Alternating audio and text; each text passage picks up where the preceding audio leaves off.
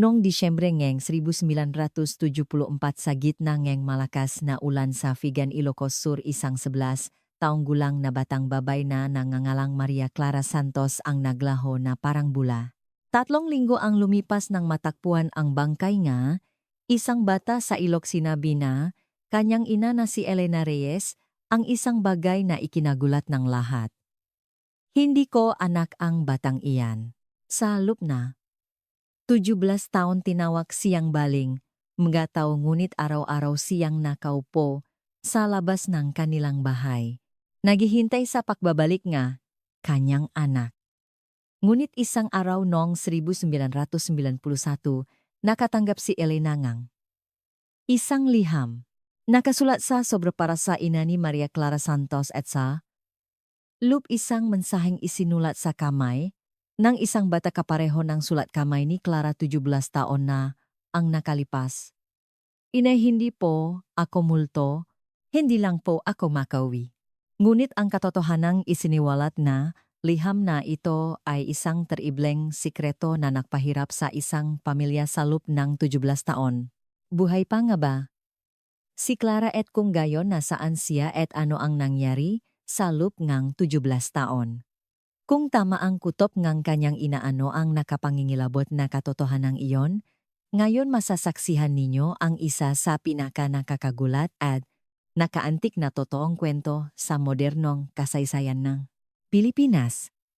Kung interesado kayo sa kamanghamanghang kwentong ito, mag-subscribe sa channel, pindutin ang like button at mag-iwan ng komento kung saan ninyo pinapanood ang video na ito. Noong Disyembre 23, 1974, ang buhos ng ulan mula sa kalangitan ng Vigan ay tilam nga puting luhang bumabasa sa lupa.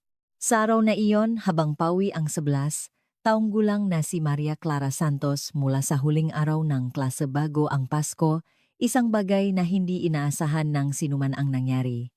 Gaya ngang dati lumabas si Clara sa tarangkahan ngang paaralan, bitbit ang kanyang lumang bag. Kumaway ang maguro sa mga bata, pinag-iingat sila sa pag-uwi at kumaway din pabalik si Clara gamit ang kanyang maliit na kamay. Ngunit walang sinuman ang nakakaalam na iyon na pala ang kanyang huling paalam. Pagsapit na 6 ng gabi, hindi pa rin umuwi si Clara at nagsimulang kabahan ang kanyang ina, si Elena Reyes. Clara, nasaan ka na? Ang kanyang boses ay umalingaw-ngaw sa malamig na hangin ng gabi. Sinabi ng ama si Ricardo Santos, baka nakikipaglaro lang. Yan sa bahay ng kaibigan niya, ngunit ang kaba sa dibdib ng ina ay lalo lamang lumalaki. Pagsapit ng 10 ng gabi, ang mga taga-barangay ay nagsama-sama upang maganap.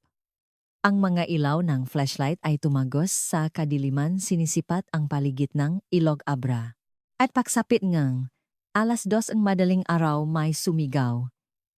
Dito may bag, dito natagpuan ang bag ni Clara nakalubo sa putik sa isang maliit na sapa na sanganga. Ilog Abra. Basang-basang putik ang bag at ang kwadernong nasa loop ay nakabukas sa huling pahina. Sa pahinang iyon nakasulat sa garapal na letra, "Inay, may sasabihin po ako sa inyo ngayon." Nang makita ni Elena ang kwaderno, nang hina ang kanyang nga tuhod. Napaluhod siya sa malamig na lupa. At isang ungol lamang ang lumabas sa kanyang bibig. Clara, Clara. Hinawakan ng kanyang asawang si Ricardo ang kanyang balikat at sinabing, huminahon ka. Hindi pa natin natatakpuan ang batang, ngunit ang ngaluha ang kawalan ng pag-asa ay dumadaloy na sa mga mata ni Elena. Patuloy ang paghohonap. Ang lahat ng matatanda sa barangay ay nakiisa at nagpatawag pa ngang mapolisdok mula sa kalapit na laoak. Ngunit bukod sa bak, walang ibang bakas ni Clara ang natakpuan. Makalipas ang 3 linggo noong Enero 15, 1975, isang nakakagimbal na pagtuklas ang naganap sa ibabang bahagi ng Ilog Abra. Isang mangingisda na nang huhulingang isda ang nakakita sa bangkay ngang isang bata sa gitna ng ngatalahip sa pampang. Ang bangkay ay nasa estado na ang pakabulok at dahil sa matagal na pakababad sa malamig na tubig ng ilog, mahirap nang makilala ang mukha. Nandito na po ang ina ni Clara. Sa Lube Engay, Morge Engay, Vigan Police Station, umaling-aungaw. Ang Bose Engay Puli. Pumasok si Elena sa malamig na silid nanginginig ang gabinti.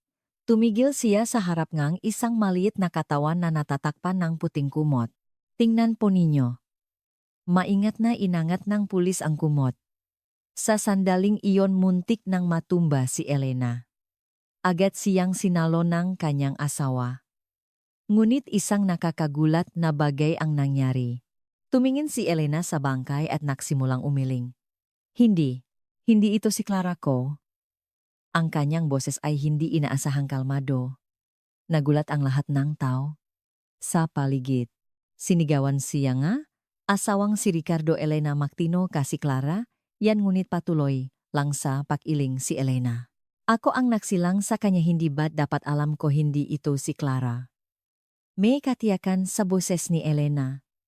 Nagtinginan at nakbulungan ang mapulis at taga-barangay. Kawawa naman ang nanay ni Clara na bigla siguro. Hindi niya matanggap ang katotohanan. Kinagabihan nag-iisa si Elena sa morgue. Ang lahat ay umuwi na ngunit siya ay nanatiling nakaupo sa isang malamig na upuan nakatingin sa bangkay. Pagsapit nga 3:00 ng madaling araw nagsalita siya. Patawat ineng, hindi ko alam kung sino ka pero siguradong mahalaga ka rin sa isang tao. Yumuko siya sa maliit na bangkay. Pero hindi ikaw ang Clara ko. Sigurado ako. Ang burol ay simple lamang. Nakambagan ang mataga-barangay, sinasabing, kailangan pa ring ilibing ng maayos, at tahimik na sumunod si Elena sa mga proseso. Ngunit ni minsan ay hindi siya umiyak. Tuwing may nakikiramay at nagsasabing nasa langit na si Clara, ang tanging sagot ni Elena ay salamat po. Pagkatapos libing lalong naging kakaiba ang kilos ni Elena. Araw-araw, siyang umupo sa isang bangko sa labas kanilang githawa sa kanyang kandungan ang malit na diakit ni Clara at nakatingin sa daan. Nakita niyo po ba si Clara, tanong niya? Samga dumadaan. Aling Elena, si Clara po ay. Kapag magsisimula ng magsalita, ang nga tao iling si Elena at sasabihing hindi. Buhay si Clara. Nararamdaman ko. Unti-unting nawalan ng pasensya ang asawang si Ricardo. Elena, tama na. Patay na si Clara. Inilibing na natin siya kahit sa sigaw nito hindi natinak si Elena. Ano bang alam mo ako ang nagsilang sa kanya, hindi ba't dapat alam ko halos?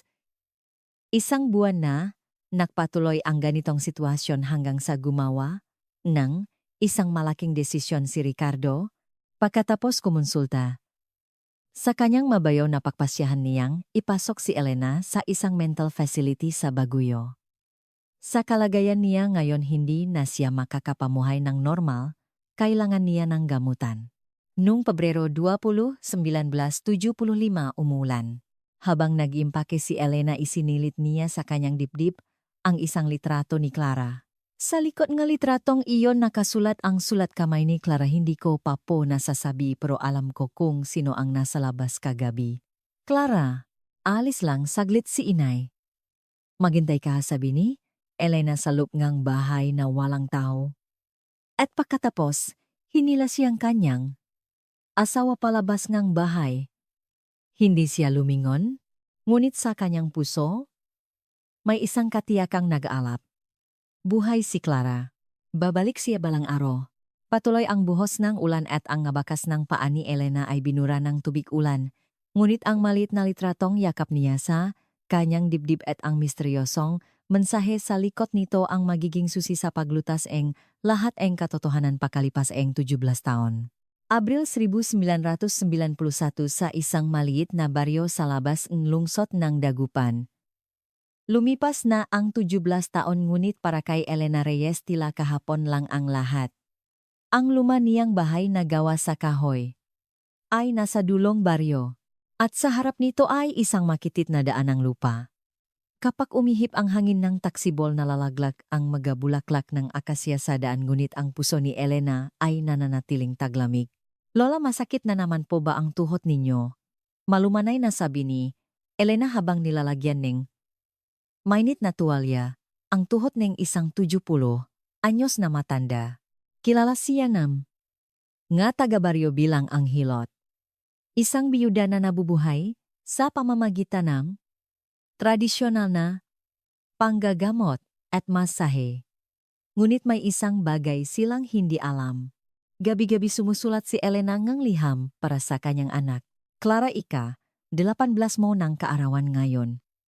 Sa ilalim ng malamlam na ilaw ng kandila dumudulas ang pluma ni Elena sa papel, nagluto si inayang tinola. Nilagyan ko rin ng paborito mong tuyo. Ang kanyang boses ay hungkah na umaling-awngaw sa loop ng silit. Sa loop ng 17 taon sumusulat siya nga liham tuwing kaarawan ni Clara tuwing Pasko at tuwing unang buhos ng ulan ng taon.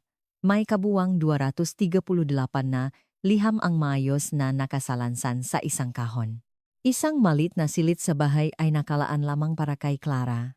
Ang barot saya na isinusuot niya noong 11 taong gulang siya ay nakasabit pa rin at sa kanyang mesa, ang ngalapis at pambura na ginagamit niya ay nababalutan na nga alikabok. Sa pader ay nakadikit ang mga ribbon at medalya. Ni Clara at sa loop, ng kahon ay nakatago ang mga magagandang bato at tuyong bulakla na ibinigay niya. Tuwing nililinis ni Elena ang silit na ito, madalas siyang nakakaroon ng ilusyon na bigla na lang tatakbo papasok si Clara at sisigaw ng, "Inay, nakawi na po ako." Ang bulong-bulungan ng makataga-baryo ay nagpatuloy kahit makalipas ang 17 taon. Bali pa rin yung babaeng yan dahil sa patay niyang anak. Iniwan na siyang asawa at hindi na rin siya kinakausap ng panganay niyang anak. Hindi niya matanggap ang katotohanan dahil sa pagkamatay ng anak niya. Ngunit hindi ito pinansin ni Elena. Anuman ang sabihin nila, may sarili siyang katiyakan. Ang dati niyang asawa si Ricardo ay nag-asawang muli. Ang panganay niyang anak si Jose ay nagtapos ng kolehiyo at nagtrabaho sa Maynila at pinutol na ang ugnayan sa kanyang ina. Nahihiya siyang magkaroon na isang baliw na ina. Hindi siya umuwi tuwing Pasko at hindi rin bumabati sa kanyang kaarawan. Nag-iisa na si Elena. Ngunit para sa kanya naroon pa rin si Clara. Sa kanyang puso at sa maliham na isinusulat niya gabi-gabi. Martes, Abril 15 hapon. Habang nagpapatuyo si Elena, nga halamang gamot sa bakuran dumating ang karterong si Mangkiko sakay nga kanyang bisikleta. "Aling Elena, may sulat po kayo." Gaya ang dati walang ganang iniabot niya ang liham. Inakala ni Elena na bayarin lang sa kuryente o isang polyeto ngang patalastas kaya kinuha niya ito, ngunit sa sandaling iyon natigilan ang kanyang kamay. Kakaiba ang sobre. Sa isang luma at naninilaw na sobresulat kamay ang address. At sa tatanggap na kasulat ngong, Elena Reyes, ina ni Maria Clara Santos. Nagsimulang kumabok ng malakas ang puso ni Elena. Nanginginig ang kanyang kamay kaya hindi niya mahawakan ng maayos ang sobre. Nagmamadali siyang pumasok sa bahay at isinara ang pinto. Nagsindi siyang kandila at binuksan ang sobre gamit ang nanginginig na mga kamay. Sa loob ay isang pirasong liham. Ang papel ay naninilaw din tila lumana at nang makita ni Elena ang sulat kamay sa liham halos maputol ang kanyang hininga. Sulat kamay ng isang bata. Ang sulat kamay ni Clara. "Inay, hindi po ako multo, hindi lang po ako makawi." Sabi po niya para raw ito sa ikabubuti ko. "Hindi ko po alam kung paano aalis, pero susubukan ko na po ngayon. Inay, parati po kayong mahintay sa puno na iyon. Sa puno na malapit sa ilog." Doon nagtatapos ang liham. Walang pirma, walang petsa. Ngunit ang sulat kamay, ang paraan ng pagsasalita, lahat ay si Clara. Niyakap ni Elena ang liham sa kanyang dibdib at napaupo sa sahig. Ang maluhang pinigilan niya sa loop ng 17 taon ay sa wakas ay bumuhos. "Clara, Clara anak ko." Ang kanyang pag-iyak ay pumuno sa loop ng bahay. Isang halo-halong emosyon ng saya at kalungkutan ang bumalot sa kanya. Ang pag-asa na buhay pa siya kasabayang takot kung nasaan siya at ano ang ginawa niya sa lupnga. 17 taon. Nang basahin niyang muli, ang liham ay napansin siyang ngatuldok. Ang papel ay tila luma ngunit ang tinta ay malinaw pa. Tila isinulat kamakailan lamang. At ang pariralang sabi po niya para raw ito sa ikabubuti ko. Sino ang nagsabi niyon kay Clara dinala ni Elena ang liham at pumunta sa baryo? Hinanap niya ang karterong si Mang Kiko at nagtanong. Saan po galing ang sulat na ito kumunot ang nuni Mang Kiko? Naku, hindi ko po sigurado. Tila iniwan lang sa post office pero walang nakasulat na pinanggalingan. Kakaiba nga po. Kinagabihan hindi makatulog si Elena. Paulit-ulit niyang binasa ang liham. Parati po kayong maghintay sa puno na iyon. Tila alam niya kung aling puno ang tinutukoy ni Clara. Isang 10 minutong lakad mula sa bahay may isang malaking punong akasya sa tabi ngang sangangang Ilog Abra. Doon madalas maglaro si Clara nung bata pa siya. Hinintay niyang mag-umaga at nagtungo sa punong iyon. Pagkalipas ng 17 taon ngayon lang niya ulit ito binisita. Ang puno ay mas malaki na at mas mayabong, at ang agos ng ilog ay pareho pa rin. Umupo si Elena sa ilalim ng puno at naghintay. Walang nangyari ngunit sigurado, siya, buhay si Clara. Pagsapit ngang dapit hapon akmang uwi na si Elena. Ngunit sa sandaling iyon may nakita siyang nakatayo sa kabilang pampang ng ilog sa isang maliit na burol, isang taong nakasuot ng hood na nakatakip ng husto sa mukha. Masyadong malayo para makita ang mukha ngunit tila nakatingin ito kay Elena. Clara, ikaw ba yan anak? Tumayo si Elena at kumawi. Ngunit sa sandaling iyon tumalikot ang tao at naglaho. Nagmadali si Elena na tumawid sa ilog ngunit masyadong malayo ang tulay. Nang lumingon siya at tumakbo papunta sa tulay, wala na ang tao. Kinagabihan sumulat si Elenang bagong liham. Ang 239 na liham para kay Clara. Clara, natanggap ni inay ang sulat mo. May saysay pala ang 17 taon kong paghihintay. Araw-araw akong maghihintay sa ilalim ng punong iyon, hanggang sa araw na bumalik ka. Sa ikatlong araw pagkatapos matanggap ang liham, buo na ang desisyon ni Elena. Kailangan niyang malaman kung nasaan si Clara. Sinuri niyang mabuti ang mga pahiwatig sa liham at napansin ang isang kakaibang bagay. Ang selyo ang post office sa sobra ay mula sa Baguio. Baguio. Isang lungsod sa kabundukan, 2 oras ang biyahe mula sa Vigan. Nasa Baguio ba si Clara? Iniladlat ni Elena ang isang lumang mapa at pinag-aralan ang lugar ng Baguio.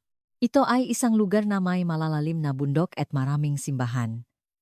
Bakit doon inilagay niya sa isang bag ang isang litrato ni Clara, ang liham at damit para sa ilang araw? Ito ang kanyang unang malayong paglalakbay sa loob ng 17 taon. Umalis ang bus papuntang Baguio nga, 6:00 ng umaga. Habang pinakmamasdan ni Elena ang ngatanawin sa labas ng bintana, kumakabok ang kanyang dibdib. Makikita ko na kaya talaga? Si Clara, o isa lang itong ilusyon na nagpahirap sa akin sa loob ng 17 taon. Ngunit ang sulat kamay sa liham ay malinaw. Walang duda sulat kamay iyon ni Clara. Pagdating sa Baguio, unang pinuntahan ni Elena ang post office. Excuse me po. Malalaman ko po ba kung kailan ipinadala ang liham na ito? Ngunit umiling ang empleyado. Malabo po ang selyo, kaya mahirap malaman ang eksaktong petsa at wala rin pong address ng nagpadala. Nadismaya si Elena, ngunit hindi sumuko. Naglibot siya sa lungsod ng Baguio. Ipinapakita ang litrato ni Clara sa mga tao. Nakita niyo po ba ang batang ito? Siguro 28 anyos na siya ngayon.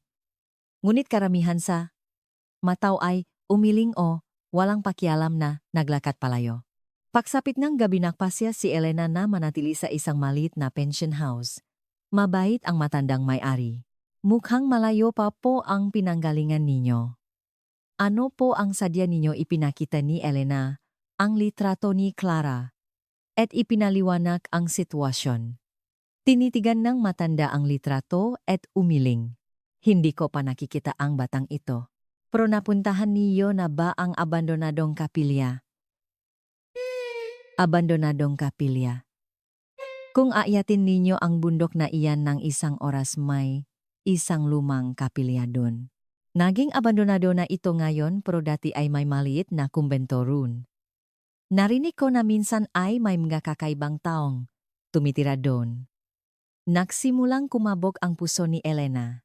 Kinabukasan maaga pa sinimulan niyang akyatin ang bundok na itinuro nga matanda. Mahirap ang daan at ang nga, sira-sirang hagdan ng bato ay nagpapahiwatik na ito ang daan patungo sa lumang kapilya. Pagkatapos ng halos isang oras na pag-akyat isang abandonadong kapilya nga ang lumitaw.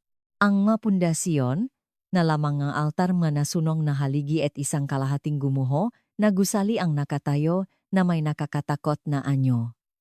Natulala si Elena sa tanawin at hindi nakapagsalita ng ilang sandali. Sino po sila biglang may nagsalita sa kanyang likuran. Nang lumingon si Elena nakita niya ang isang matandang lalaki na mukhang nasa 70 is may hawak na tungkot. Ah, nagulat po ba kayo? Ako po si Tatang Ben, isang ermitanyong mag-isang naninirahan sa malapit. Nagmamadaling nagbigay galang si Elena. Magandang araw po. Hinahanap ko po ang nawawala kong anak. Inilabas niya ang litrato ni Clara at ipinakita. Nakita niyo na po ba ang batang ito kinuha ni Tatang Ben ang litrato at tinitigang mabuti. Isang ekspresyon ng pakabigla ang dumaan sa kanyang mukha. Anak niyo po talaga ang batang ito, opo. Kilala niyo po ba siya? Nanginginig ang boses ni Elena. Bumuntong hininga ng malalim ang matanda. Kung gayon sumunod po kayo sa akin. Giniyahan niya si Elena papunta sa abandonadong kapilya. May isang batang babae na nanirahan dito. Siguro mula kalagitnaan ng dekada 70. Halos sumabog sa kabaang puso ni Elena. Kalagitnaan ng dekada 70. Ang pangalan niya ay Nina. Pero sa tingin ko hindi iyon ang tunay niyang pangalan. Umupo ang matanda sa tabi ng isang gumuhong batong krus at nagpatuloy. Isang babae ang nagdala sa kanya rito. Sinabi niyang tiyahin siyang bata. Namatay daw ang mamagulang kaya kailangan niyang alagaan.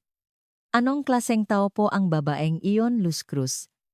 Ang pangalan niya, mukhang nasa kalagitnaan ng 40 at napakatahimik na tao. Nanirahan sila ngang bata, sa gusaling iyon, itinuro ngang matanda, ang kalahating gumuhong istruktura. Pero kakaiba, laging takot ang bata, lalo na kapag nakakakita ngang malalaki nanginginig siya, halos hindi makahinga si Elena. Nasaan na po ang batang iyon ngayon? Naging madilim ang muhang matanda. Nakalulungkot po. Noong 1987 naglaho siya. Isang araw bigla na lang nawala ang bata. Si Manang Luz ay halos mabaliw sa paghahanap sa loob ng isang linggo ngunit hindi niya natakpuan at bumagsak siya at namatay dun mismo. Namatay ng hina ang ngabinti ni Elena. Opo, atake sa puso. Masyadong matindi siguro ang pakabigla. Isang malungkot na ekspresyon ang nasa mukha ng matanda. Pero ang kakaiba bago mawala ang bata palagi, siyang may binubulong. Gusto ko nang umuwi. Gusto kong makita si inay. Hindi mapigilan ni Elena ang kanyang galuha. Hindi siya makapaniwala na sa loob nga, 17 taon sa ganitong kalagayan nanirahan si Clara dito. Pero bakit hindi siya umuwi? May isang bagay na labis na kinatatakutan ang bata. Bumaba ang boses ng matanda. Palaging sinasabi ni Manang Luz na kapag umuwi siya may masamang mangyayari ulit. Kailangan daw niyang manirahan dito ng tahimik para maging ligtas. Sa sandaling marinig ni Elena ang masalitang iyon, may isang bagay siyang napagtanto. Naalala niya ang mapangyayari bago mawala si Clara 17 taon na ang nakalipas. Ang karahasan ng kanyang asawa, ang takot na ipinakita ni Clara at ang mensaheng nakasulat sa kwadernong natakpuan sa kanyang bag. Tatang mayroon po bang naiwang gamit ang bata? Nag-isip sandali. Ang matanda at tumango, may makabakay na nailaktas ko lang nung nakasunok. dinala niya si Elena sa isang maliit na kubo. Ang kubo ay medyo malayo sa kapilya at bagaman maliit ay malinis at maayos. Inilabas ng matanda ang isang lumang kahon na gawa sa kahoy. Ito ang magamit ng bata. Nang buksan ang kahon may isang maliit na talaarawan sa loob. Ang takip ay kupas na at ang masulok ay sira-sira na ngunit nababasa pa. Binuksan ni Elena ang talaarawan gamit ang nanginginig na makamay. Sa unang pahina, nakasulat sa garapal na letra Marso 1, 1975. Simula ngayon, kailangan ko na raw maging si Nina. Pero ako si Clara, bumuhos ang kanyang maluha. Patuloy na binasa ni Elena ang talaarawan. Miss ko na si inay. Pero sabi ni Tita Luz, kapag umuwi, ako bubugugin na naman ako ni itay. Masasaktan din daw si inay. At sa gitna ng talaarawan isang mas nakakagulat na nilalaman ang kanyang natuklasan. Nakita kong sinasaktan ni itay si inay. Dahil yata sa akin. Kung mawawala ako hindi na kaya masasaktan si inay sabi ni Tita Luz dahil sa akin naghihirap si inay. Kaya napagpasyahan kong magtiis at manirahan dito. Ang huling pahina ay isinulat noong 1987. Malaki na ako ngayon. Gusto kong puntahan si inay at humingi ng tawad. Patawad po dahil pinahirapan ko kayo. Pero sabi ni Tita Luz hindi pa raw pwede. Maghintay pa raw ako ng kaunti. At sa pinakahuling linya nakasulat Maria Clara Santos Malinaw na nakasulat ang kanyang tunay na pangalan. Niyakap ni Elena ang talaarawan sa kanyang dibdib at humagulgol. Sa loob ng 17 taon, buhay si Clara. At hinahanap-hanap niya siya. Ngunit kasabay nito may isang bagay siyang kinatatakutan kaya hindi siya makawi. Tatang noong 1987 pagkatapos mawala ng bata ano pong nangyari, sa totoo lang po pagkatapos nun ay wala na akong balita. Pero, nag-atubili sandali ang matanda bago magsalita. Minsan may mga taga-baryo sa ibaba na nakakakita raw ng isang kakaibang babae. Isang babaeng tila hindi makapagsalita at may paklat sa mukha. Nagsimulang kumabak muli ang puso ni Elena. May posibilidad na buhay pa si Clara. Pagbalik mula sa Baguio. Naging abala si Elena sa pag-alam kung sino ang babaeng si Luz Cruz. Paulit-ulit niyang binasa ang talaarawan ni Clara at isa-isang binalikan ang alaala 17 taon na ang nakalipas. Luz Cruz, hindi pamilyar ang pangalan. Tiyak na, narinig na niya ito dati. Pagkatapos ang ilang araw, napag-isip nagpunta si Elena sa Civil Registry Office sa Vigan. Excuse me po, maari ko po bang makita ang death certificate ng isang Luz Cruz mukhang nainis ang empleyado ngunit dahil sa pakiusap ni Elena sa huli ay hinanap niya ang dokumento. Hunyo 15, 1987, Luz Cruz 45, anyos natagpuang patay sa isang abandonadong kapilya sa Baguio. Nakasulat sa death certificate ang isang nakakagulat na impormasyon. Ang dahilan ng pagkamatay ay acute myocardial infarction, ngunit ang mas mahalaga ay ang kanyang dating tirahan. Barangay 4, Vigan Ilocos Sur, #203-4. Iyon mismo ang barangay kung saan nakatira si Elena. Barangay 4? Nang makita ni Elena ang address tila nakblangko ang kanyang isip. 17 taon na ang nakalipas ilang buwan bago mawala si Clara mayroon silang kasambahay. Ang pangalan ng babaeng iyon ay Luz Cruz. Bumalik ang mga alaala na parang baha. Si Luz ay isang babaeng nasa kalagitnaan ng 40 at tahimik. Mahal na mahal niya si Clara. At si Clara ay malapit din kay Luz. Ngunit hindi gusto ngang asawang si Ricardo si Luz. Masyadong kinakampihan ngang babaeng yan. Si Clara lagi niyang reklamo. At noong Oktubre 1974, biglang tinanggal si Luz. Inakusahan siya ni Ricardo na nagnakaw ng pera. Noon pinaniwalaan ni Elena si Luz.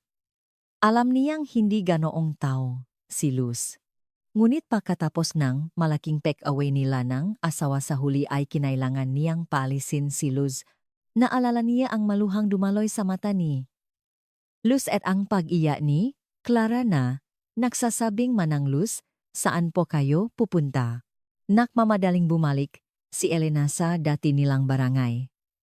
Marami nang nakbago sa loob ngang 17 taon ngunit siguradong may mga tao pa ring nakakaalala.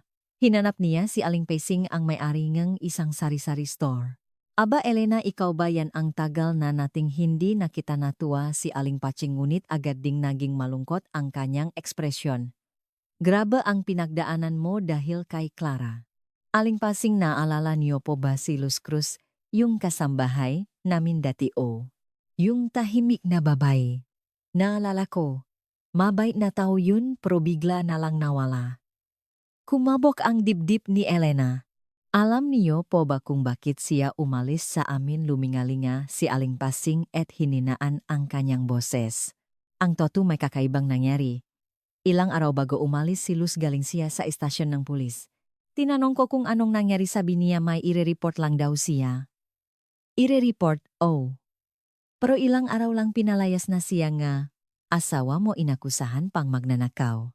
Ang sabi ni Luz nun pinoprotektahan lang daw niya si Clara. Kinilabutan si Elena sa buong katawan. Pinoprotektahan si Clara o. Hindi ko alam ang eksaktong detalye, pero ang huling sinabi ni Luz hindi na raw, dapat may mangyaring masama kay Clara. Hindi na makapakini pa si Elena. Nagpasalamat siya kay Aling Pasing at nakmamadaling umalis. Naguguluhan ang kanyang isip. Nag-report si Luz sa pulis para protektahan si Clara. Mula saan pag-uwi sinubukan ni Elena na alalahanin ng mas detalyado ang pangyayari 17 taon na ang nakalipas. Noon madalas makasakit si Clara. May laknat o masakit ang tiyan at ayaw pumasok sa eskwela. At kapag nasa bahay ang kanyang ama lalo siyang tahimik. Inakala lang ni Elena na mahiyain lang si Clara. Ngunit ngayong iniisip niya tanging kay Luz lamang nagbubukas ng loop si Clara. Sa harap ni Luz tumatawa siya, naglalaro, at nagpapakita ng normal na pag-ugali ng isang bata. At si Luz inalagaan si Clara na parang tunay niyang anak. Naglakas loob si Elena na pumunta sa Vigan Police Station. Gusto niyang makausap ang investigador na humawak sa kaso ng pagkawalan ni Clara 17 taon na ang nakalipas. Sa kabutihang palad isa sa mga investigador noon si Mateo de Leon ay nagtatrabaho pa rin doon. Ngayon ay isa na siyang police captain. Ang kaso ni Maria Clara Santos. Nakakalungkot na kaso yun. Agad na nakilala ni Captain de Leon si Elena. Kayo po yung ina na hanggang sa huli ay nagsasabing hindi niyo ana ang bangkay. Kapitan nung 1974 po, may nag-report po ba na isang Luz Cruz tungkol sa asawa ko? Biglang nagbago ang ekspresyon ni Captain de Leon. Paano niyo po nalaman ang tungkol diyan kung ganun totupong may ganong nangyari? Nakatubili sandali si Captain de Leon bago magsalita. Sa totoo lang mayroon po. Ngunit nun, kulang sa ebidensya kaya hindi namin naimbestigahan ng mayos. Anong report po iyon? Report po ngang child abuse. Naging mabigat ang boses ni Captain de Leon. Nakreport, signang Luz Cruz na si Maria Clara ay palaging sinasaktan ng kanyang ama si Ricardo Santos. Ngunit noon hindi pa ganun kataas ang kamalayan tungkol sa domestic violence at kulang din sa ebidensya. Tila tinamaan ng kidlat si Elena. Nanghina ang kanyang mabinti at napaupo sa isang upuan. Kung ganun ang asawa ko talaga, ginangwala po ba talaga kayong alam? Maingat na tanong ni Captain de Leon. Hindi makasagot si Elena. Sa totoo lang hindi sa wala siyang alam. Si Ricardo kapag nalalasing ay nalalasing ay nagiging marahas at nagsasabi ng masasakit na salita kay Clara. Ngunit hindi niya inakala na talagang sinasaktan niya ito. O ayaw niyang isipin. Maaari ko po bang makita ang report na iyon nag-isip sandali si Captain De Leon at tumango? Luma na pong file iyon kaya baka matagalan bago mahanap. Kung babalik po kayo bukas ihahanda ko po? Kinagabihan hindi makatulog si Elena. Napagtanto niya kung gaano siya naging mangmang at irresponsableng ina sa loop ang 17 taon. Nagpapadala si Clara ngang nga senyales na humihingi ngang tulong ngunit hindi niya ito napansin. O ayaw niyang pansinin. Kinabukasan bumalik si Elena sa istasyon ng pulis. Kinuha niya ang folder na inihanda ni Captain De Leon at binuksan ito gamit ang nangingini na mga kamay. Sa report na may, Petsang Setyembre 23, 1974, nakasulat nagrereklamo Luz Cruz 43 anyos. Nirereklamo Ricardo Santos 90 anyos. Sa patuloy na pisikal at emosyonal na pananakit sa kanyang anak na si Maria Clara Santos 11 anyos, ang bata, ay madalas makaroon ng gapasa at labis na takot kapag nasa bahay ang ama. Kamakailan lumala ang pananakit na nagdudulot ng pag-alala para sa kaligtasan ng bata. At sa ibaba may isang talaresultangang investigasyon sa lugar mahirap makakuhangang malinaw na ebidensya. Iginit ng ama si Ricardo Santos na ito ay paraan ng pagdidisiplina. Ang ina si Elena Reyes ay kumampi sa asawa at itinanggi ang nilalaman ng reklamo. Mahirap ay pagpatuloy ang investigasyon. Nang mabasa ni Elena ang huling pangungusap gumuho ang kanyang mundo. Nakatala na siya mismo ang kumampi sa kanyang asawa at hindi pinrotektahan si Clara. Sinubukan ni Luz na iligtas si Clara. Ngunit siya mismo ang ina ang humatlang dito. Ginang-ayos lang po ba kayo nag-alalang tanong ni Captain De Leon? Hindi mayangat ni Elena ang kanyang ulo. Napagtanto niya kung gaano kalaking kasalanan ang nagawa niya sa loob ng 17 taon. Ang pakawala ni Clara ay hindi isang simpleng kasong pakawala. Ito ay isang desperadong pagtakas ang isang bata upang protektahan ang kanyang sarili mula sa karahasan ng kanyang ama. At si Luz isinakripisyo ang lahat para iligtas si Clara. Nawalan siya ang trabaho at pinaratangang magnanakaw lahat para lamang maprotektahan si Clara. Niyakap ni Elena ang folder sa kanyang dibdib at humagulgol. Bagamat 17 taon nang huli ngayon niya lang nalaman ang katotohanan. Buhay si Clara. At maaring nadurusa pa rin siya sa kung saan. Ngunit ngayon alam na ni Elena, ang kailangan niyang hanapin ay hindi lamang ang kanyang anak kundi pati na rin ang kapatawaran para sa kanyang kasalanan sa anak. Pagkatapos malaman ang katotohanan ilang araw na hindi lumabas ng bahay si Elena. Hindi siya makahinga sa pag-isip kung gaano siya naging mangmang at irresponsableng ina sa loob ng 17 taon at kung gaano naging desperado si Clara. Sa tuwing titingin siya sa salamin hindi niya makilala ang sarili.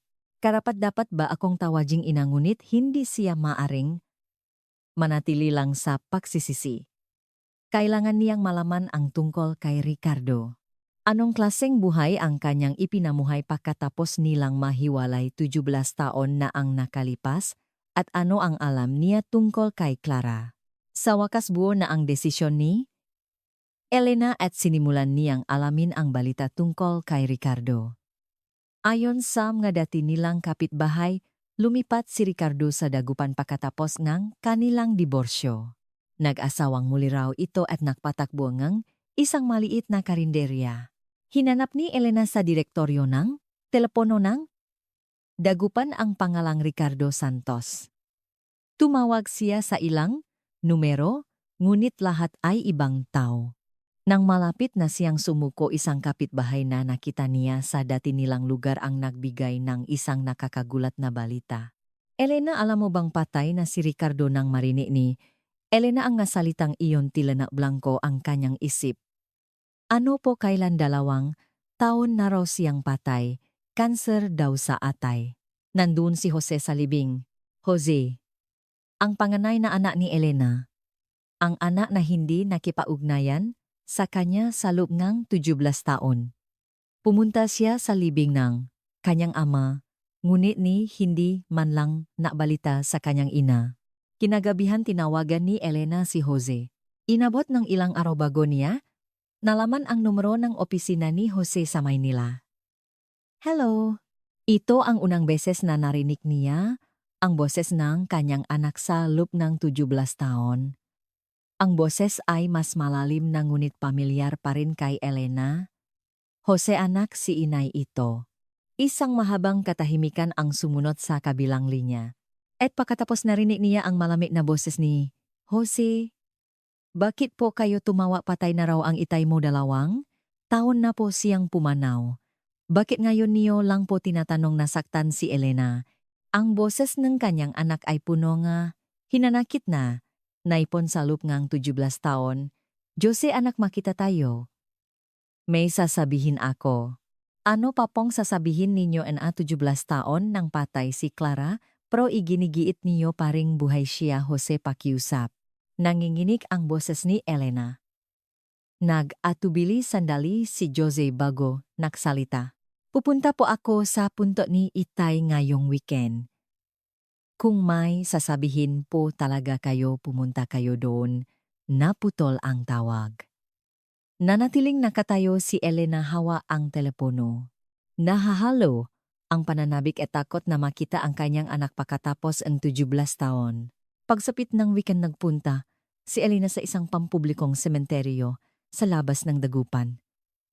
Hinanap niya ang address na ibinigay ni Jose at doon ang punto ni Ricardo Santos. At sa harap nito, nakatayo ang isang lalaking nasa katanghaliang gulang na nakasuot ng formal na damit. Si Jose. Sa loob ng 17 taon, ang kanyang anak ay naging ibang tao na. Mas matangkat na siya at ang kanyang muha ay may bakas ng panahon. Ngunit ang tingin niya ay nananatiling malamig. Nandito ka na pala. Ni hindi man lang bumati si Jose sa kanyang ina. Tumingin si Elena sa lapida. Nakaukit doon, Ricardo Santos, 1983,1989. Hindi siya makapaniwala na ang lalaking kinamuhian niya sa loob ng 17 taon ay tahimik na nakalibing sa ilalim ng lupa. Jose. Akmang magbubukas na bibig si Elena nang maunang magsalita si Jose. Talagang wala kang alam sa buong buhay mo. Nay, ano-anong ibig mong sabihin? Tumingin si Jose sa lapida at nagsalita. Ang mga ginawa ni itay kay Clara. Nagsimulang kumaboh ang puso ni Elena. Alam mo rin. Alam ko. Ang poses ni Jose ay kalmadunungit sa loob nito ay may onye di taon ni Nay Pong pagsisisi. Narinig ko ang magasigaw ni Clara. Narinig ko ang pagiyak niya sa gabi. Nang hinaang nga binti ni Elena at napaupo sa harap ng puntot. Kung ganun, bakit hindi mo sinabi sa akin? Sinabi ko. Lumingon si Jose at tumingin sa kanyang ina. Minsan kong sinabi, pero ang sabi mo mahal lang ni itay si Clara, kaya niya ginagawa yon. Kaya hindi na ako nagsalita ulit. Naalala ni Elena ang sandaling iyon. Nung nasa ika-6 na baitang si Jose, isang araw sinabi niyang binubagbok po ni itay si Clara at ganun nga ang isinagot ni Elena. Inakala niyang simpleng away kapatid lang iyon. Nay, nangingindi ang boses ni Jose. Hindi mo talaga alam ni kung gaano katakot si Clara, kung gaano siya nasasaktan. Hindi mayangat ni Elena ang kanyang ulo. Ang nga salita ngang kanyang anak ay parang mapalasong tumutusok sa kanyang dibdib. Kuya niya ako. Dapat pinrotektahan ko si Clara. Sa unang pagkakataon nagpakita ng emosyon si Jose. Pero natakot din ako. Natakot ako kay itay at natakot ako na baka pati ako ay masaktan kapag tinulungan ko si Clara. Kinuha ni Jose ang isang lumang litrato mula sa kanyang bulsa. Isang litratong kuha noong 7 taong gulang si Clara. Sa litrato nakangiti ng malapat si Clara, ngunit kung titingnang mabuti may maliit na pasa sa kanyang kaliwang braso. Tingnan niyo ang litratong ito. Nakikita niyo ang pasa sa braso ni Clara, gawa iyan ni itay.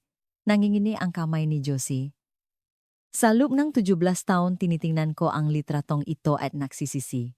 Bakit hindi ako naging mas matapang Nun bakit hindi ko pinrotektahan si Clara kinuha ni Elena ang litrato at humagulgol. Ang mabagay na hindi niya, nakita nun ay napakalinaw na ngayon, ang takot sa mukha ni Clara ang pagkatakot niya sa harap ng kanyang ama at ang matingin na humihingi ng tulong na ipinapadala niya sa kanya. Jose anak, patawarin mo si inay. Patawad. Akmang hahawakan ni Elena ang kamay ng anak ngunit tinabi ito ni Jose. Ano pang mababago kung hihingi ka ngang tawad ngayon patay na si Clara? Naputol bigla ang boses ni Jose. Patay na si Clara. Hindi. Inangat ni Elena ang kanyang ulo. Buhay si Clara. Tumingin si Jose sa kanyang ina at bumuntong hininga.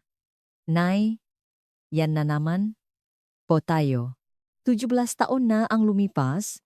Kinuha ni Elena mula sa kanyang beg ang liham at tala-arawan ni Clara. Tingnan mo ito, liham na ipinadala ni Clara. At ito ang tala-arawan na isinulat niya sa Baguio. Sa una hindi, naniniwala si Jose ngunit nang makita niya ang sulat kamay sa liham na mutla siya. Sulat kamay talaga ito ni Clara o. Isang babaeng nagnangalang Luz Cruz ang nagtakas kay Clara para iligtas siya mula sa karahasan ni Itay. Ipinaliwanag ni Elena kay Jose ang lahat ng nalaman niya. Habang binabasa ni Jose ang tala-arawan, unti-unting kumunot ang kanyang no. At sa huli napaluhod siya at bumaksak sa lupa. Ako? Pinabayaan ko si Clara. Bilang kuya hindi ko siya pinrotektahan. Pakalipas ng 17 taon nag-iyakan ang mag-ina sa yakap ngang isa't isa. Iniyakan ni Jose ang kanyang pagsisisi nung kabataan at iniyakan ni Elena ang kanyang kawalan ng kakayahan bilang isang ina. At pareho silang umiyak sa pag-isip ng sakit na dinanas ni Clara. Nay, pinunasan ni Jose ang kanyang maluha at nagsalita. Mahahanap pa po ba talaga natin? Si Clara, hahanapin natin siya. Tiyak na hahanapin natin siya. May katiyakan sa boses ni Elena sa unang pagkakataon sa loob ng 17 taon. At sasabihin natin sa kanya na patawarin niya tayo na mahal natin siya. Tumango si Jose. Ako rin? Gusto kong humingi ng tawad kay Clara. Bilang kuya na hindi ginampanan ang kanyang tungkulin. Mula sa araw na iyon nagsimulang hanapin ni Jose at ng kanyang ina si Clara. Ang ugnayan ng mag-ina na naputol sa loob ngang 17 taon ay muling nabuo sa pangalan ni Clara.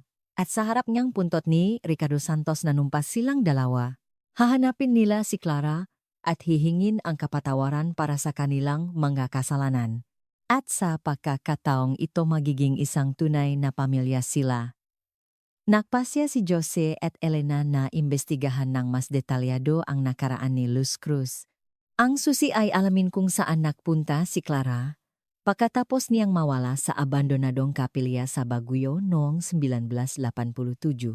Naklip si Jose sa kanyang trabaho at kasama ang kanyang ina sinimulan ang masusing paghahanap. Ang una nilang pinuntahan ay ang City Hall, ang Dagupan. Habang sinusuri ang talaan ng tirahan ni Luz Cruz, isang nakakagulat na katotohanan ang kanilang natuklasan. Hindi lamang sa Baguio nanirahan si Luz Cruz mula 1975 hanggang sa kanyang pagkamatay noong 1987. Mula 1983 hanggang 1985 sa lupngang 2 taon may tala na umupas siya ng isang silid sa Calasiao, Pangasinan sa ilalim ng ibang pangalan. Esther Kim, nagtatakang sabi ni Jose habang tinitignan ang dokumento. Bakit kaya gumamit ng ibang pangalan si Manang Luz? Kumabog ang dibdib ni Elena para makasama si Clara. Sa abandonadong kapilya, sa Baguio madali silang mapapansin. Agad silang nagtungo sa barangay San Miguel, Calasiao, #12. Isang lumang apartment building ang naroon pa rin. Nagtanong sila sa isang babaeng nasa 60s na may-ari ngang isang maliit na tindahan sa unang palapag. Esther Kim, yung tahimik na babae. May kasama siyang batang anak na babay na alala ni Aling Minda ang may-aring tindahan. Kakaibang mataw sila. Halos hindi lumalabas at hindi rin pinapasok sa eskwela ang bata. Naalala niyo po ba ang itsurang bata? Nanginginig na tanong ni Elena. Naku, palagi siyang nakasumbrero kaya hindi ko masyadong nakita ang mukha niya. Pero halos hindi siya nagsasalita. Kapag binabati yumuyuko lang siya. At dumadaan. Patuloy na inalala ni Aling Minda ang nakaraan. Pero minsan sa gabi may naririnig akong umiyak. Iyak ng bata tapos maririnig ko ang babay na pinapatahan siya. Naririnig kong sinasabi niya, "Okay, naligtas ka na ngayon." Nakatinginan si Elena at Jose. Tiyak na kwento iyon ni Clara at Luz. Mari po ba naming makita ang silit na tinitirhan nila, tanong ni Jose? May nakatira na kasing iba ngayon, nag-atubili si Aling Minda. Pero kaibigan ko ang may-ari, tatanungin ko, sa? Kabutihang pala't pumayag ang may-ari at nasilip nila ang maliit na silid sa ikalawang palapa. Isang maliit na silid na may sukat na 6 na metro kuwadrado. Isa lang ang bintana at natatakpan pa ito. Isa pang gusali kaya halos walang sikat ng araw na pumapasok. Dito sila nanirahan ng ilang taon, sabi ni Jose na may pakadismaya. Sinabi ngang kasalukuyang umupa isang lalaking nasa 20. Nung lumipat ako rito, may kakaiba akong napansin. May isang bahagingang pader na may nakatakip na tabla. Akala ko may tinatago kaya tinanggal ko. Ano pong nakita ninyo? Nagmamadaling tanong ni Elena. Sandali lang po. Pumasok siya sa loob ng aparador at kinuha ang isang lumang bag. Ito po ang nandun. Itatapon ko na sana, pero itinabi ko na lang. Nang makita ni Elena ang halos maputol ang kanyang hininga. Ito ang bag na ginagamit ni Clara noong bata pa siya kapag may field trip. Pakalipas ng 17 taon luma na at sira-sirang ngunit tiyak na bag iyon ni Clara. Nanginginig ang nga kamay na binuksan niya ang bag. Sa loob ay may mga maliliit na damit, isang manika at isang lumang cassette tape. Nang makita ni Elena ang manika, bumuhos ang kanyang mga luha. Ito ang kunehong manika na kasama ni Clara matulog mula noong 5 taong gulang siya. May tape player po ba kayo, tanong ni Jose. Naglabas ang umuupa ng isang lumang radio cassette player. Ipinasok ni Jose ang tape at pinindot ang play button. May maririnig na ingay. Tapos biglang may nanginginig na boses ng babay. Inay si Clara po ito, 1985 po ngayon. Pinakrecord po ako ni Tita Luz sa tape na ito, sakali raw pong may mangyari sa kanya baka may makakita nito. Nang marinig ni Elena ang boses na iyon, napaupo siya sa sahig. Pakalipas ang 17 taon, narinig niya ulit ang boses ni Clara. Mas matanda na ang boses kaysa noong 11 taong gulang siya, ngunit tiya na si Clara iyon. Nagpatuloy ang tape. Inay, gusto ko na pong umuwi. Pero sabi po ni Tita Luz, bububugin na naman daw ako ni Itay. Masasaktan din daw po kayo dahil sa akin. Kaya naghihintay po ako rito hanggang sa magbago si Itay. Nanginginig ang boses. Inay, araw-araw po kayong iniisip ko. Naalala ko ang tinola na niluluto niyo at ang mga kwentong binabasa niyo sa akin. Pero takot po ako kay Itay. Pagkatapos ng sandaling katahimikan, muling narinig ang boses. Inay, kung hinahanap niyo po ako, puntahan niyo po ang Calle 11. Kaya ko pong tumira sa silid na walang bintana. Kaya ko pong tumira kahit walang pangalan. Basta po ligtas kayo, sapat na po yon. Natapos ang tape, isang nakabibinging katahimikan ang bumalot sa silid. Niyakap ni Elena ang tape player at humagulgol. Namumula rin ang mga mata ni Jose. Calle 11, hirap na sabi ni Jose. Sinabi ni Aling Minda. Hindi malayo rito ang Calle 11, pero hindi magandang lugar iyon. Maraming mga motel, lodging house at mga sira-sirang boarding house doon. Agad na nagtungo si Elena at Jose sa Calle 11. Sa makabilang panig ng makipot na eskinita, dikit-dikit ang mga lumang gusali. Mga karatula tulad ng Paraiso Inn Suerte Motel at Masaya Boarding House ay nakakatakot na nakasabit. Isa-isa nilang pinuntahan ang mga gusali at nagtanong sa mga tao. Nakakita po ba kayo ang isang babaeng hindi masyadong nagsasalita na may paklat sa mukha? Pagkatapos ng maraming pagkabigo, isang matandang may-ari ng boarding house ang nakaalala. May ganoong tao. Dito siya nakatira hanggang 3 taon na ang nakalipas. Kakaibang tao siya. Paano po kakaiba, tanong ni Elena. Halos hindi siya nagsasalita. At palaging sa gabi lang lumalabas. Nabubuhay siya sa pagpulot ng mga tirang tinapay sa malapit na panaderya. Isang malungkot na ekspresyon ang nasa mukha ng matanda. Minsan naririnig ko siyang bumubulong mag-isa. Inay, patawad. Gusto ko nang umuwi. Halos sumabog sa kaba ang puso ni Elena.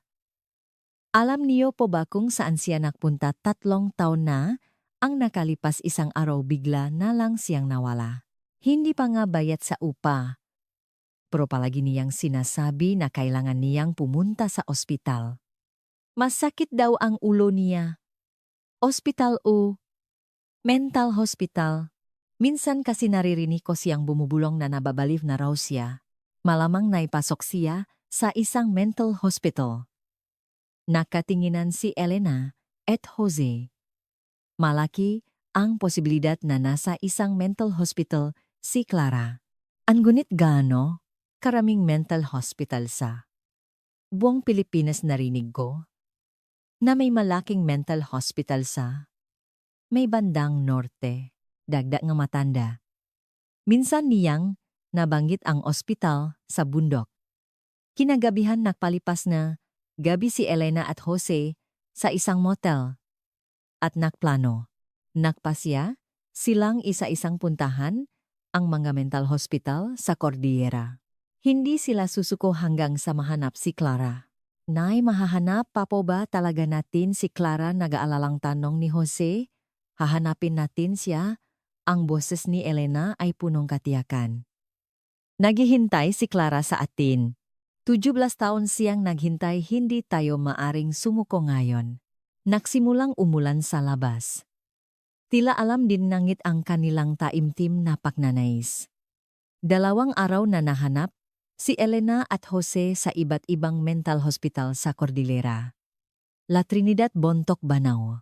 Ngunit walang bakas ni Clara ang kanilang natagpuan. Maraming ospital ang tumangging magbigay ng impormasyon tungkol sa mga pasyente dahil sa privacy at sinabi ng ilan na walang ganoong pasyente.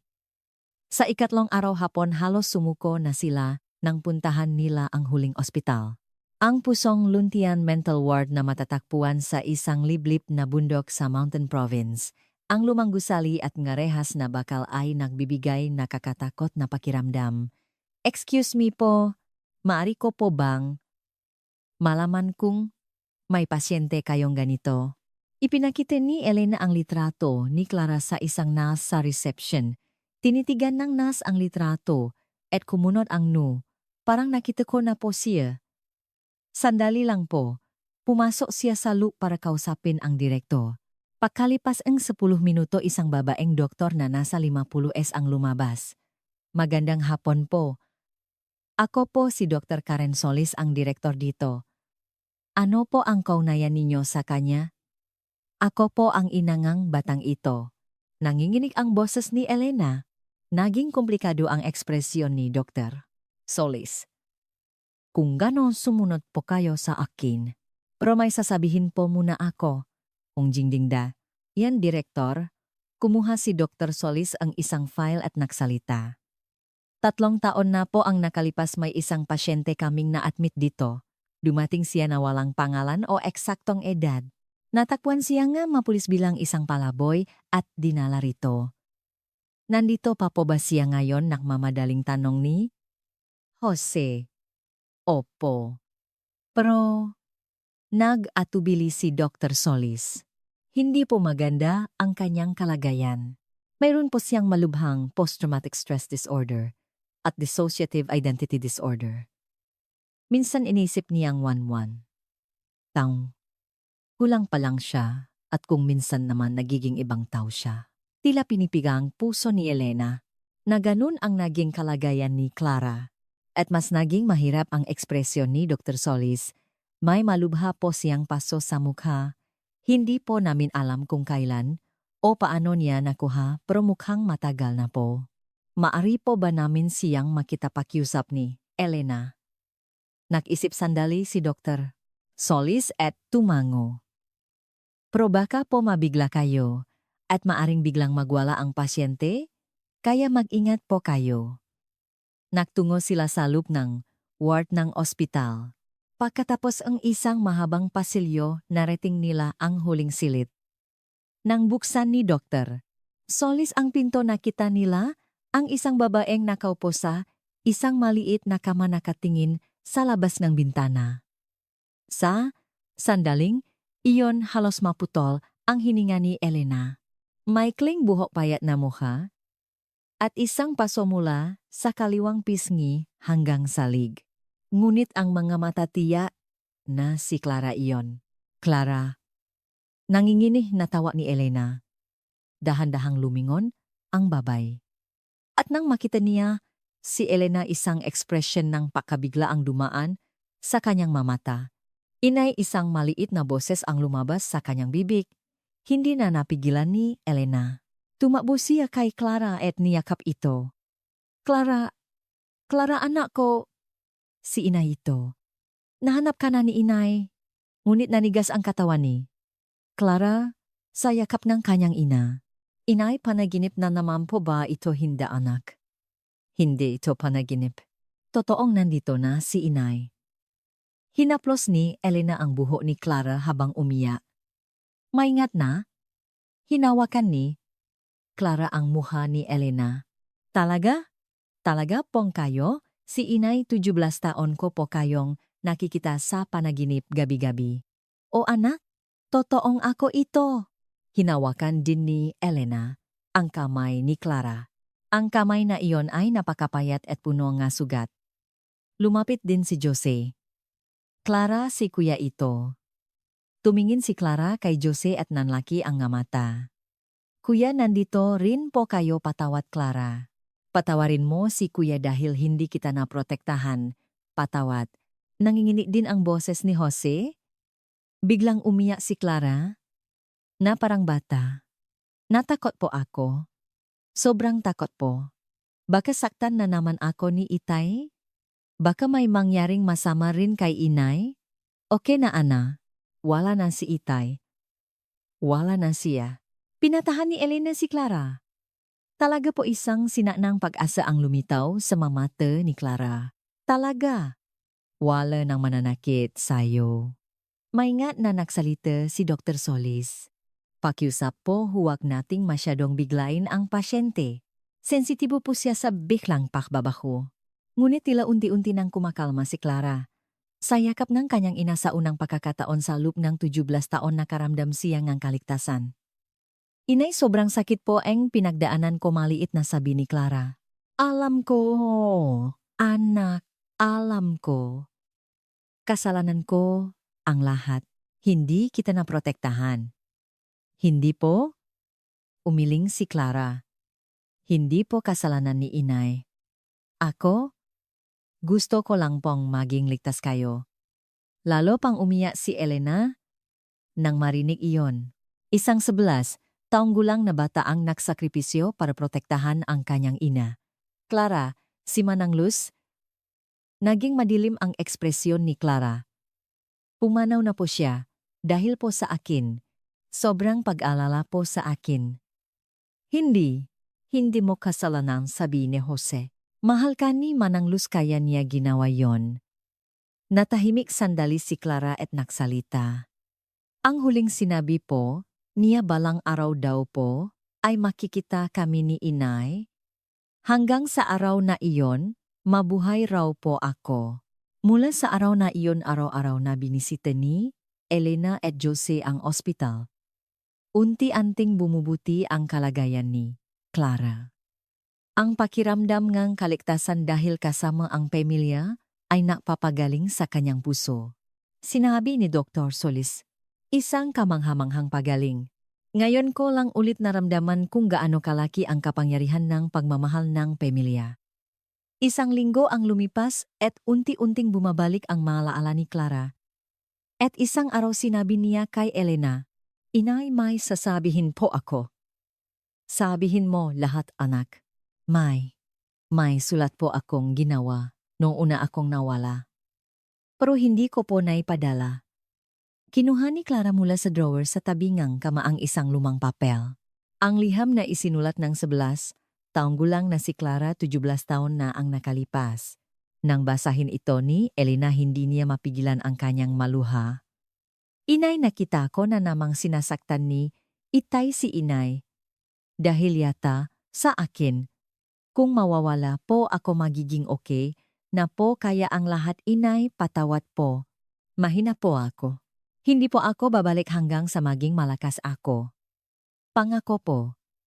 Iyon ang gustong sabihin ni Clara, 17 taon na ang nakalipas. Ang pangakong isang bata na magsasakripisyo para protektahan ang kanyang ina. Clara, niyakap ni Elena ang kanyang anak. "Matagal ka nang malakas, anak. Ikaw ang pinakamalakas at pinakamatapang na bata." Kinagabihan sa unang pakakataon sa lupngang 17 taon nakatulog ng mahimbing si Clara. At sa kanyang panaginip nakita niya si Manang Luz.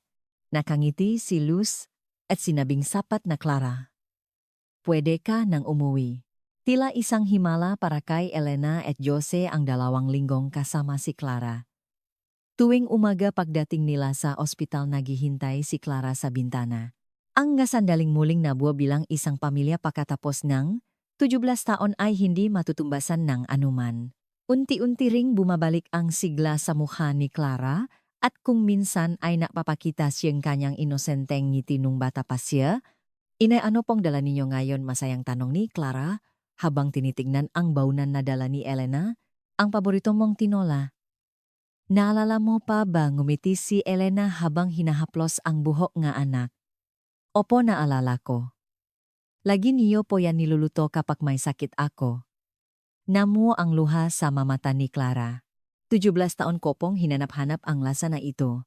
Sinimulang basahin ni Elena kay Clara ang 238 na liham na isinulat niya sa loob ng 17 taon. Ang liham para sa kaarawan ni Clara, liham tuwing Pasko, liham sa unang buhos ng ulan. Sa bawat liham umiyak si Clara. "Naalala niyo po pala ang kaarawan ko, taon-taon," humagulgol si Clara. "Siyempre naman, anak kita." Paano ko makakalimutan? Nagtapat din si Joseng maraming bagay kay Clara. Ang pagsisisi na naramdaman niya sa loob ang 17 taon, ang magabing umiyak siya sa pag-isip kay Clara. At kahit noong namatay ang kanilang ama, si Clara pa rin ang nasa isip niya. "Kuya, sobrang sakit din pala ng pinagdaanan mo," sabi ni Clara habang hawak ang kamay ni Jose. "Wala yan kumpara sa'yo." Yumuko si Jose. Namangha si Dr. Karen Solis sa nakikitang pagbabago sa pamilya. Isang himala talaga ang pagaling niya. "Hindi ko inaasahan na ganito kabilis magiging stable ang mental state ni Clara. Ngunit hindi lahat ay naging maayos. May mga gabi pa ring binabangungot si Clara at biglang nakakaroon ng panic attack. Lalo na kapag lumalapit ang mga lalaking doktor o nurse, nanginginig siya ng husto. "Kailangan po ang panahon," sabi ni Dr. Solis kay Elena. Ang trauma na dinanas niya sa loob ng 17 taon ay hindi mawawala sa isang iglap. Ngunit sa pagmamahal ngang pamilya, tiyak nagagaling siya. Sa 3 linggo, isang araw, biglang nakasakit si Clara. Nilaknat siya at pinagpawisan ng malamig. Sabi ni Dr. Solis ay sipon lang, ngunit kinabahan si Elena. "Inay, sobrang saya ko po," sabi ni Clara habang nakahiga sa kama. "Sa unang pagkakataon sa loob ng 17 taon, masaya po ako. Masaya rin ako, anak." "Inay, pwede po ba akong magtanong ngang isa kahit ano, anak?" Nagatubili sandali si Clara bago magsalita. "Bakit niyo po ako hinanap? 17 taon na po ang lumipas." Nanikip ang dibdib ni Elena sa tanong na iyon. "Dahil anak kita. Alam ko na buhay ka. Paano po kung namatay ka, mararamdaman ko malalaman ng puso ko. Pero wala akong ganoong naramdaman. Kaya naghintay ako sa loop geonye de taon. Nang marinig iyon ni Clara, tahimik siyang umiyak. Ako rin po, naramdaman ko rin po kayo.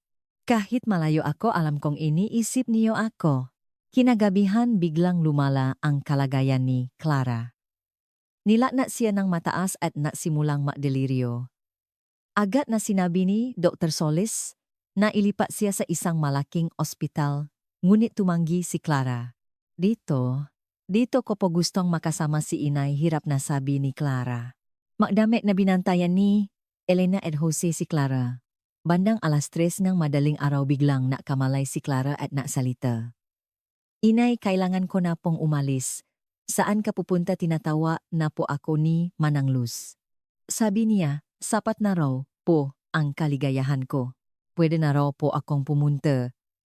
Hinikpitan ni Elena ang hawak sa kamay ni Clara. Hindi pwede, Clara. Kakakita lang natin. Inay, huwag po kayong umiyak. Pinunasan ni Clara ang makluha ni Elena. Ako, sobrang saya ko po. Sapat na para mawala ang lahat ng sakit sa loob ng 17 taon. Lumapit din si Jose at hinawakan ang kamay ni Clara. Clara, poprotektahan ka na ni Kuya. Totong poprotektahan na kita. Salamat po, Kuya. Pero ngayon kaya ko nang protektahan ang sarili ko. Ngumiti si Clara. At ngayon hindi ko na kailangang masaktan. Kinuha ni Clara mula sa ilalim ng unan ang isang lumang papel. Inay, pakibasa po ito. Kinuha ni Elena ang papel at sinimulang basahin.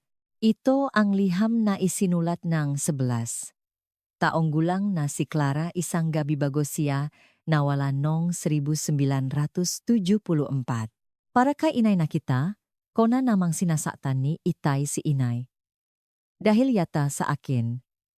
Dahil kakaiba, ako dahil hindi ako nakikinig. Kaya siguro nagagalit si Itay. Kung mawawala po ako, hindi na kaya masasaktan si inay. Kung mawawala po ako, magiging okay na po, kaya ang lahat. Inay, patawad po, mahina po ako. Pero ipapangako ko po balang araw babalik akong malakas. Hanggang sa araw na iyon huwag po kayong makakasakit. Mahal ko po kayo, inay. Habang binabasa ni Elena ang liham, nanikip ang kanyang lalamunan. Ang puso niyang isang 11 taong gulang na bata na handang magsakripisyo para protektahan ang kanyang ina. Clara, anak, matagal ka ng malakas. Ikaw ang pinakamalakas at pinakamatapang na bata sa buong mundo. Talaga po kumislap ang mga mata ni Clara. Talaga. At patawarin mo si inay dahil hindi kita naprotektahan. Dahil hinayaan kitang mag-isa sa sakit sa loob ng 17 taon. Hindi po, inay. Umiling si Clara. Dahil po sa inyo nabuhay ako. Dahil alam kong naghihintay kayo sa akin. 5:00 umaga huling nagsalita si Clara. Inay, mula pa po nun mahal na mahal ko na kayo. Pero hindi ko po alam kung mamahalin niyo rin ako. Kahit na nakita niyo. Ang nakita ko. Anong sinasabi mo, Clara? Ikaw ang pinakamamahal ko sa buong mundo. Nang marinig iyon ni Clara, isang payapang ngiti ang gumuhit sa kanyang labi. Sige po. Alam ko na po ngayon. At tahimik niyang ipinikit ang kanyang mata. Tila isang mahimbing na tulog na pakapayapa. Hindi binitawan ni Elena ang kamay ni Clara. Umiyak ding hinaplos ni Jose ang buhok ni Clara. Ito ang huling sandali kasama ang anak na natakpuan pagkatapos ng 17 taon. Dahan-dahang lumapit si Dr. Solis at sinabing payapa po siyang pumanaw. Hanggang sa huli nakangiti siya. Sumikat ang araw. Nagsimula ang isang bagong araw, ngunit si Clara ay nasa walang hanggang kapahingahan na. Ngunit sa kanyang mukha naroon ang kapayapaan na natakpuan. Niya pagkatapos ngang 17 taon. Hinalikan ni Elena ang noo ni Clara at bumulong. Marami kang pinagdaanan, anak ko. Ngayon magpahinga ka na ng tunay. Kinabukasan inilibing ni Elena at Jose si Clara sa isang maliit na burol sa dagupan. Isang lugar na may magandang tanawin at nasisikatan ng araw. Sa lapida ipinaukit nila Maria Clara Santos, 1963,1991, ang pinakamamahal na anak at kapatid sa buong mundo, isang batang umuwi pagkatapos ng 17 taong paghihintay. At pag-uwi sumulat si Elena ngang huling liham. Ang ika-239 na liham para kay Clara.